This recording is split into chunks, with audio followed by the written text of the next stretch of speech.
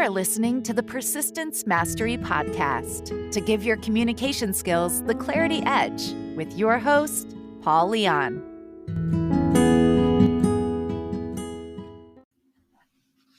Hey guys, welcome back to the podcast.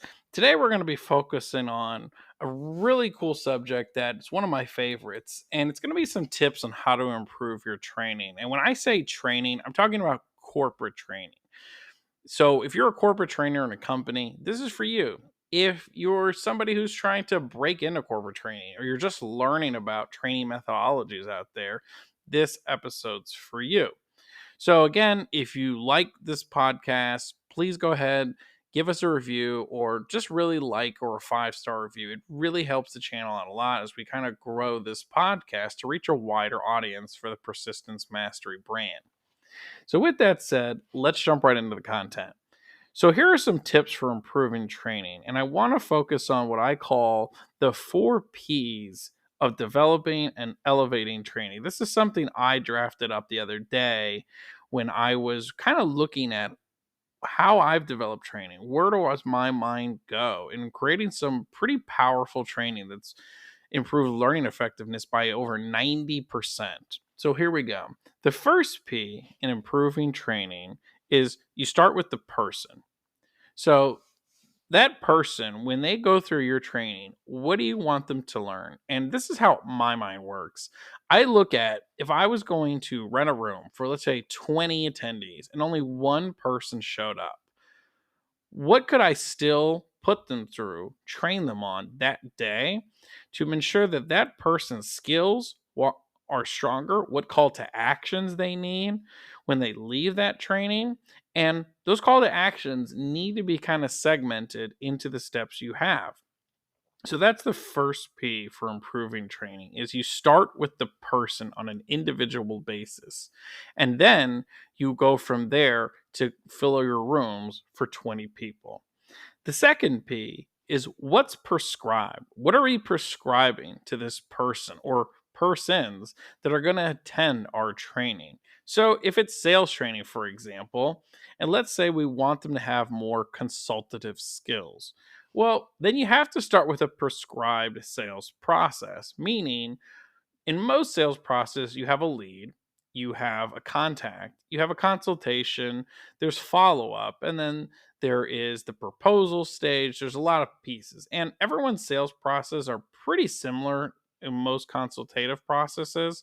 However, yours is more transactional. It might just be slightly different. Or you might have a sales process where it's a blend, where some customers are transactional, some need more consultation. It really just depends. But that second P and what's prescribed, you have to define what goes in to module 1. So for example, if it's a sales process, and let's just say it's the lead stage, which is typically the first stage in most sales processes.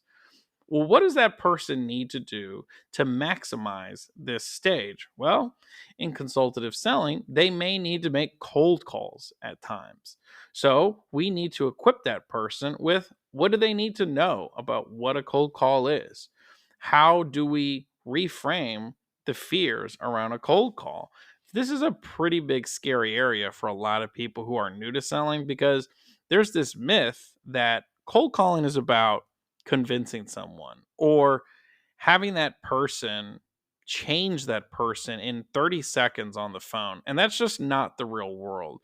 You're not going to cold call a stranger and expect them to 100% trust you or have rapport with them. Really, what we have to prescribe in this first step is a cold call is what we call a qualifying call. What do I mean by that? Well, in that prescribed sales process, starting with the first stage, we want to teach them the mindset behind the cold call. We want to teach them that your job is really not to go in there and convince, it's to qualify. This is something I do a ton with companies.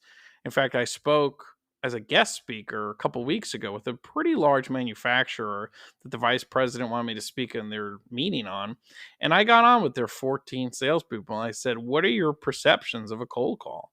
And they all said, oh, I got to convince someone, change someone. I said, well, what if I could empower you further to qualify these people into a consultative process to help you close more sales? And so that perked everyone's ears up.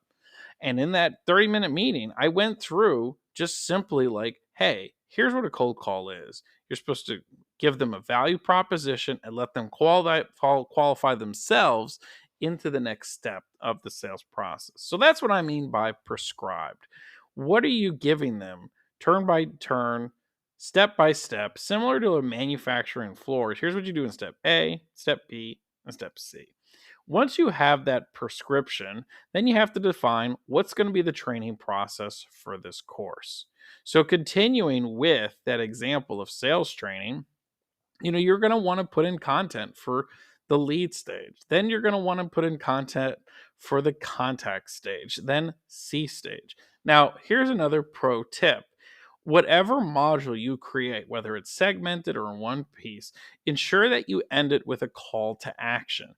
So, for example, it is if you're creating sales training and the first stage is the lead stage, your call to action may be connect with 50 people on LinkedIn and put them in your CRM or your system for contacting customers. It could be that simple.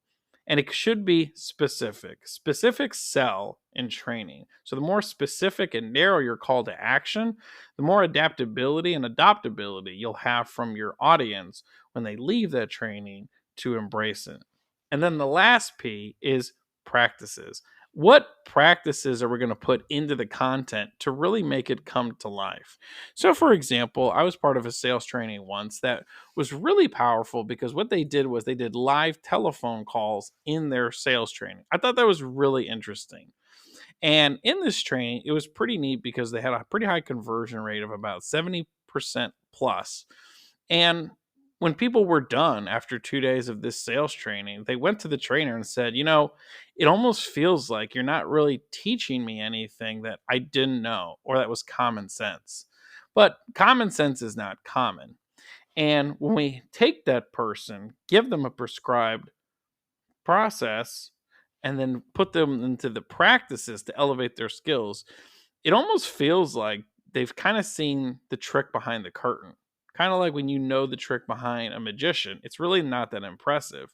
Well, that's the thing about training. It's not meant to trick you, it's meant to train you and transform you into a stronger professional in your day to day career and really empower you to be more of a robust professional so you can take ownership of your career, not let the manager or someone else own you. You get to own your position in that company and really be empowered.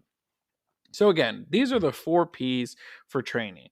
Think about the person, what's prescribed, the process, and the practices that go into that training the next time you're developing content for your course, whether you're with a company or in your own business.